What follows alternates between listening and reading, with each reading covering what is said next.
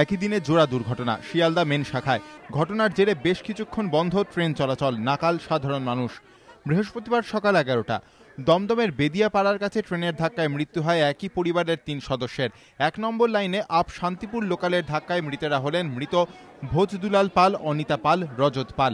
কিন্তু প্রশ্ন উঠছে, এটা নিছক দুর্ঘটনা নাকি আত্মহত্যা? ঘটনা ঘিরে তৈরি হয়েছে ধোঁয়াশা। জিআরপি জানিয়েছে, চালকের দাবি লাইনের ধারে দাঁড়িয়ে থাকা ওই 3 জন হঠাৎই ট্রেনের সামনে এগিয়ে আসেন। মুহূর্তের মধ্যে ঘটে যায় দুর্ঘটনা। ট্রেনের চাকায় জড়িয়ে যায় 3 জনের দেহ। ঘটনাস্থলেই মৃত্যু হয় তাদের। অন্যদিকে প্রত্যক্ষদর্শীদের একাংশের দাবি, লাইনের পাশে দাঁড়িয়ে থাকার সময় ট্রেনটি ধাক্কা মারে তাদের। 3 জন দাঁড়িয়ে ছিল, দাঁড়িয়ে থাকতে থাকতে যখন আমরা ট্রেনটাকে নিয়ে উনি থামায়নি, ট্রেনটা 3 জনকে দেখে ওরা থামায়নি। তারপর ওরা ঝাঁপ দিয়েছে কি পার হচ্ছিল এটা বলতে পারবো না, কারণ ড্রাইভারটা শুধু দেখেছে 3 জনকে দাঁড়াতে।